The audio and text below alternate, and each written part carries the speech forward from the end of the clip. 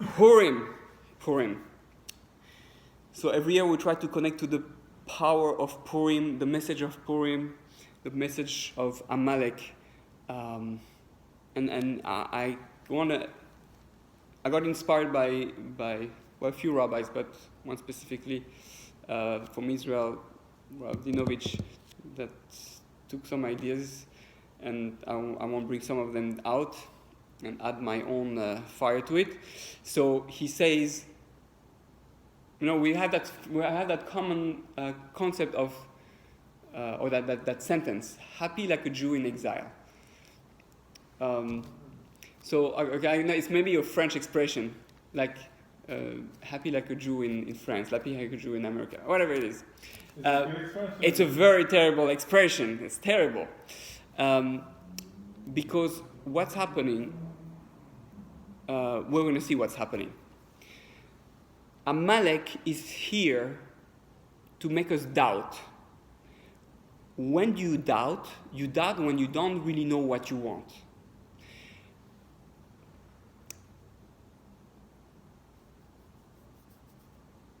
Do you want Olam Haba, or do you don't want Olam Haba? If you want Olam Haba, you're going to get it from Esav. Let's remember, Amalek's come from Esav. Esav. Olam Haba from Exile? Yeah, meaning, how do we reach Olam Haba? By using the physical world and transforming it into something spiritual. The fight with Esav is the fight with, what do I want? I want just this world, I want Olam Haba. Right? It could be confusing. Let's not get lost in that. But the idea is, what do I really want, right? What's my mission here? Yaakov was clear about his mission. Esav didn't do his part. He took this part and said, I'm going to do it to accomplish the ultimate mission. I'm going to take the physical also to bring the spiritual to full fruition. When does Amalek come? He comes when there's a doubt. He comes when we might lose track of where are we going. He came when we came out of Egypt, and we were like, God is with us. Is He completely with us? With the whole thing of Meriva, the water Meriva, God was with you constantly, and now you ask if God is still with you just because you don't have water. And in a way, there's two ways to look at it. You are on your way to go to Israel. Do you really want to go to Israel? Is that really what you want? And are you ready to fight for it? Or it comes when you forget that you want Israel, that you want to go into Israel, like the Jews in exile. We're here, everything is beautiful, we're in America, like happy like a Jew in America. Who wants to go to Israel with potato in the fridge? Right, we have everything. Have the best midrash here, a beautiful shul, a beautiful home, mansion, pool in the summer. In Israel, there's barely water. You have to have a ratio of how much water you can have. You can have a pool. It's crazy. I can be with Hashem here. It's very nice. Isn't that what the Jews were saying in Persia? They were there at the meal, and we say the Achashverosh, say, come. They say, no, but, we need to eat kosher. Kosher, no problem. I'll bring you to Shochet, Badatz, whatever. Come, the Beis Shochet, Hasidische Shchita, whatever, Mikubalim Shchita, no, whatever you want. I'll bring it. Yeah, but there's women, we can listen to the Goyish. No problem, I'll make a special soundproof room where you're going to have Jewish music, klezmer, Abraham Fried, Bukharsky music, whatever it is. Your music, you won't have to listen to music. And everything that we're saying, say, no, it's fine, we'll do the kosher way. The kosher way. We'll even take the kelim of the Bet HaMikdash. And we'll serve you with that. Look, you're like a Kohen, like people in the Bet HaMikdash. Right? What happened in Germany? We prospered. We were the best. We were lawyers, bankers, all that. We were very wealthy, and we started assimilating. Who? Berlin. Berlin's the New Jerusalem. Right? The reform movement. Reform movement, and not just the reform movement, but it's just the fact that we assimilated, we stayed there, and there was no desire to go somewhere else. So we lost the desire, we forgot about the understanding that we have to go to Israel. And this is a catastrophe. For thousands of years, we pray, 2,000 years, thousands of tears, so many Tisha B'Av, that we prayed, God bring us back to Yerushalayim, every Pesach, Leshana Haba Yerushalayim. Right after the Holocaust, 3 years later, State of Israel. We can all go to Israel. We can all go to Israel. The fulfillment of the prophecy that the Jews will be able to go back to the land. Little by little. But that was not just there. The same thing with Purim. On Purim, they could have gone back to Israel, or not that they just could have back. They didn't believe that the Beit HaMikdash was going to be rebuilt, right? Achashverosh will make a party. 70 years, it's gone. The prophecy didn't work. You see, there's no more Israel. There's no more. The Beit HaMikdash is not going to be rebuilt. The Jews are happy here, happy like a Jew in Persia. You don't need to go back to Israel. So they lost that understanding that what it means to be a Jew. You want to know what it means to be a Jew? To be a Jew is not just to be a Yaakov. To be a Jew is to be an Israel. Is to be an Israelite. You want to be Jewish? Tell me one thing. What it means to be a Jew? To follow the Torah? It's part of it. But the Torah is a tool. If you're just Jewish and you follow Torah, but there's no Israel, there's no land of Israel, there's nothing. The whole purpose of going out of Egypt was to go to Israel and to have one nation of Israel inspire the entire world. How are you going to be a light into the nation? Only if you go to Israel. So why didn't we stay, Hashem kept us in Egypt and we become like, have yeshivot in Egypt? Very nice.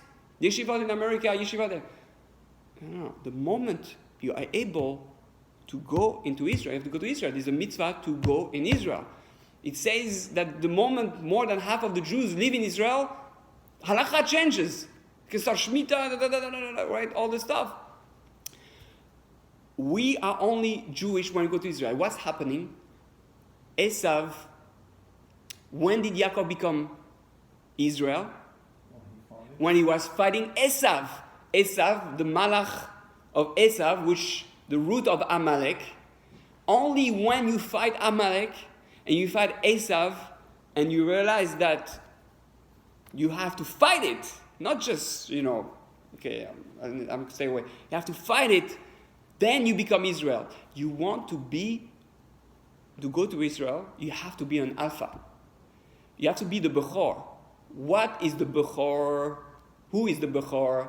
Bechori Bnei Israel, right? Bishvil Reshit. Bechori is Israel. Israel is the Bechor, the firstborn. Who is the firstborn among the nations? Amalek, Esav. Amalek is the first, is the Alpha nation. We know from Chazal that if we don't go up, Esav goes up. It's a balance. Therefore, the moment we forget that we have to go to Israel, the moment we forget that we have to become Israelites, Amalek comes. What's happening now all around the world? We're dispersed we feel good in different places. Amalek starts coming again. Anti-Semites. If it's really anti-Semite, it's anti-Israelites. Everything was good when we didn't have Israel. We're not so much fight. The moment we want to go to Israel, let's go to Israel.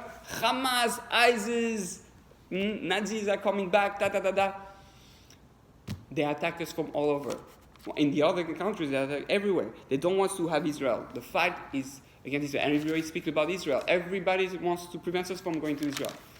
So we have to understand that this is our fight. The moment we're in doubt, meaning the moment we forget, right? We're in Safek, which is Amalek, is Gematria Safek. We're in doubt. What I'm here for? I'm here as a Jew in America. I'm a doctor. I'm a rabbi. No.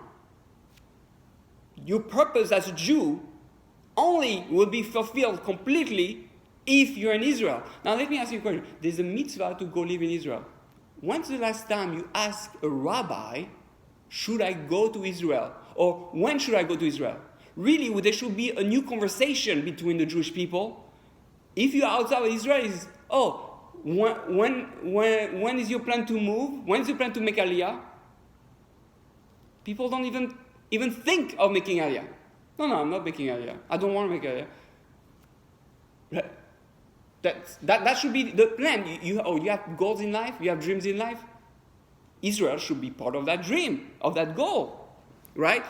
If it's not part of that, then you don't understand what the Torah is for. The goal is you have to do to the center command, to the central, the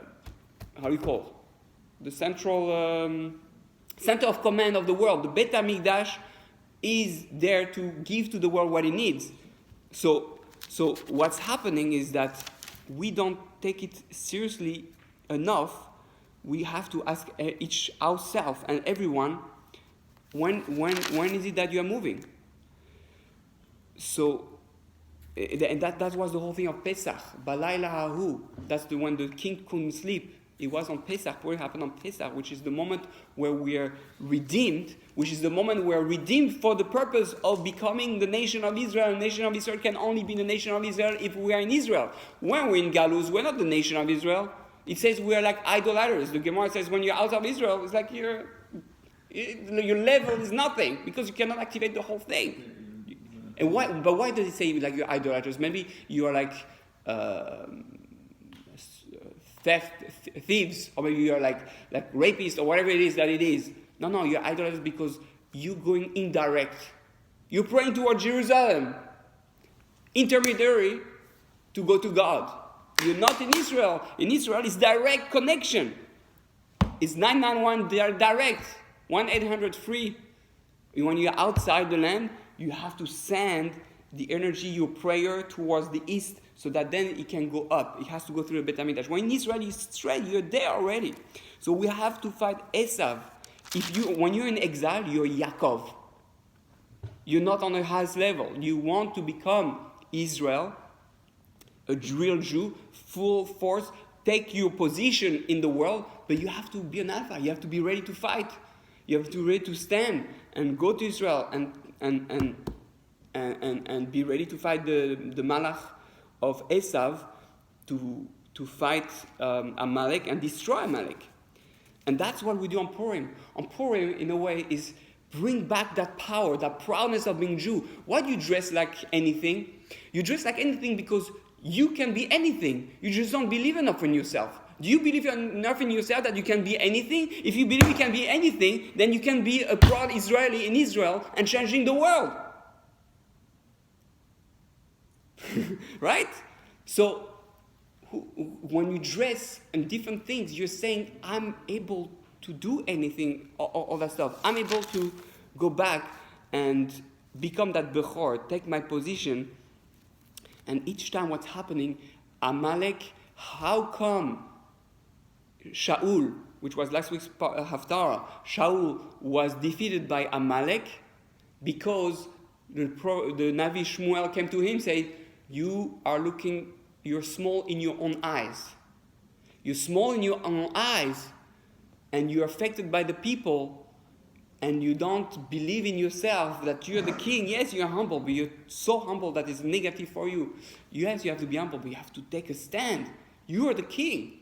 And you have to realize the power you have and you have to destroy Amalek. So that same thing when we were about to enter Israel with the Meraglim, that was not Amalek, but it was right before entering Israel with the same problem. Why didn't go into the land of Israel? What did the Meraglim say? They said, they're like giants. We're like, in their eyes, we're like little ants. Oh, how do you know how they look at you? You're projecting how they're looking at you. That means you look at yourself small. The moment you look at yourself small, you allow Amalek to destroy you. You allow yourself to die in exile. And Hashem has to come and say, hey, I'm here. That's why Hashem had to come with all the terrible things that happened, terrible things happen, unfortunately, and Hashem comes and makes tremendous miracle. You have Israel after the Shoah. I mean, within every persecution that exists in the world, there was always God, because of miracles. Because God's saying, I'm with you. You have the power. You just have to use it. I've been with you the whole time. In the Mei Meriva, right, the minister says, is Hashem with us or not? Yes, I'm with you. And that's why I have to bring trouble for you to understand that I'm with you. We didn't believe when we were in exile that God is with us. But it says in the Zohar and so many places that when you go in exile, don't think you're that low. Don't think that because you're a sinner, God is not more with you. The Shekhinah goes in exile with you. Hashem sends the Shekhinah in exile with you, to be with you, to show you that He's among you, and that you can be saved, and that you have the power to do anything, the power to be anything. So Purim is a celebration of that reconnection with the true self and with who you can be, and that you have to stop. Yeah, you have to start asking, when am I going to Israel? What's your plan? You have to be proactive about that. Why am I still doing? What's stopping me from being here? There's only, if you read the Rambam in Mishneh Torah, there's only specific reason why you're allowed to be out of Israel. So even if, okay, you let's say you got to get ready. Okay, you got to get ready, but what are you doing to get ready? Right? And it has to be a tangible, a real thing. Otherwise, we're playing with ourselves. The moment we don't feel that, this is one thing I do every day. I say, Al Narod Bavel. Tikkun Chatzot is supposed to be, there was solo today that most people don't do Tikkun Chatzot. It's the level of tzaddikim, they say. The truth is, everybody, once a day, we should say something. We say Shemona and say, Bonei Yerushalayim. So at least to think about it at that time, but we should say something that makes us be uncomfortable or in pain that we are not in Israel, that there's no Bet HaMikdash. Same thing in the house, that we don't paint the whole house to remember the Zecher Mikdash, Chorban Mikdash. We have to constantly remember. Im lo ale et Yerushalayim al chosh simchati. If I forget that Yerushalayim is on the top of my joy, we break the glass at the wedding because there's no real joy. According to some opinion, you're not allowed even to sing or to play instrument in exile, because that means you think you don't need to go back to Israel. You're happy, like a happy Jew in exile. Mm-hmm. Wow. And therefore, you're making joy here and say, oh, I'm happy here. I don't need to go there. You don't understand. That's not joy. True joy is when you have the temple. That was, nobody saw the greatest joy until he has been in the temple. So may this year be a different Purim, where we empower ourselves to believe we can do anything, that we have to fight and stand strong and go in Israel, or at least prepare ourselves to go to Israel. And the leaders, really, because Shaul was the leader. The leaders, the rabbis, the big rabbis on the top, because I'm a garbage, nothing. So nobody's going to listen to me. But, and I'm speaking to myself when I'm going to Israel. But I'm planning. So everybody has to ask himself, and every rabbi needs to ask himself, why am I still here? Why am I not bringing my community? Imagine for a second if the people, the Jews today, let's say 70% of the Jews, because there's always 30%, you gotta, but 70% of the Jews outside in the world all decide, okay, let's go back to Israel. It'll be like, that's it, we're invincible. All the Jews in Israel will be like, it's Moshiach will come right away. We'll build the third temple, we'll take back our country and we'll be there. So we have to really think big and think that it's possible, that Hashem is with us, and should not be afraid to go there and to be proud Jew, and not to be happy like a Jew in exile, but be happy like an Israeli in Israel. We have to become Israelites again, as living in Israel. Amen. Chag Sameach. Chag Sameach. See you in Israel. Not Leshana Haba, Leshana Zeh.